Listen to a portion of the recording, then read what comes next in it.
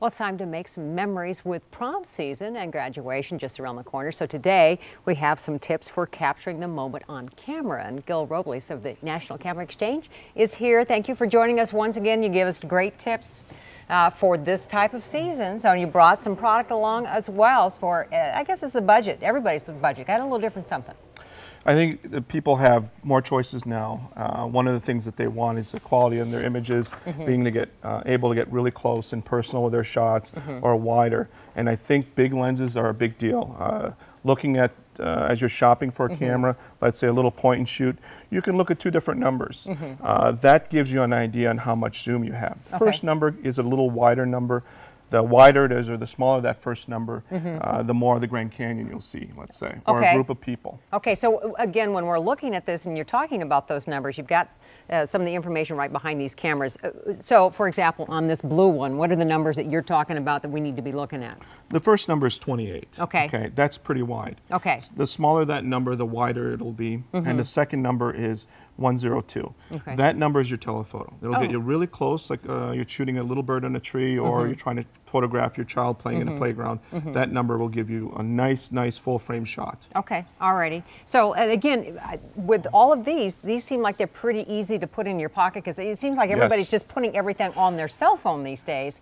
Whereas, can you go right to your Facebook with a lot of these link ups? There are software and little things added to the cameras that will help you do things like that, and certainly Facebook. And Windows and Mac computers are already linked for that kind of easy uploading. There's also cameras with GPS built in. And the other thing that's becoming more popular are cameras like this, where it gives you the bigger sensor, which is going to give you the better quality image. The bigger that sensor, the nicer the quality of the image. And I also have the opportunity to take the lens on and off if I want to. So I can choose what kind of lens I would like, instead of being limited by a lens on a camera. It has a built-in flash on it. And so as I'm looking at the built-in flash, when it pops up, is that, again, you want to cast, you want more light, but you want to not cast it directly into somebody's eyes.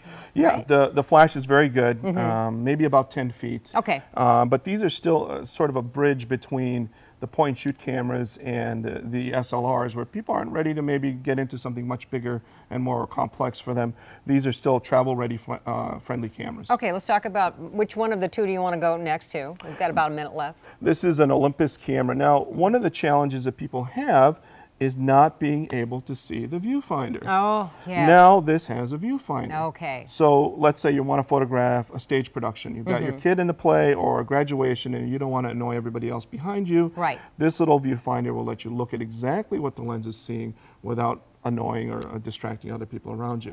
And in bright and sunny weather as well. And that's an Olympus? This is an Olympus camera. It's called a pen. Great little camera. Sony has product like this as well. They've been very popular for us. And then finally, this bigger one. This is the hybrid between the point and shoots and these, where you can change lenses. Very powerful lens. Let's pick this up and look at it a little bit, because it's got the big old lens on it. Oh yeah, this one's a very nice camera. Built-in flash. The screen swivels, so you can look at it at different angles. And it still has a viewfinder, which is nice. But this will let you take a lot of great pictures of you know, wide things, because it is a much wider lens than most cameras are. From the cheapest to the most expensive, our range is from $200 to? Oh, even less than 200. And you then can start at 180. And these are going to be around $800. So pretty dramatic range. All right. Thank you, Gil, for joining us. We really appreciate all of your tips. You're welcome.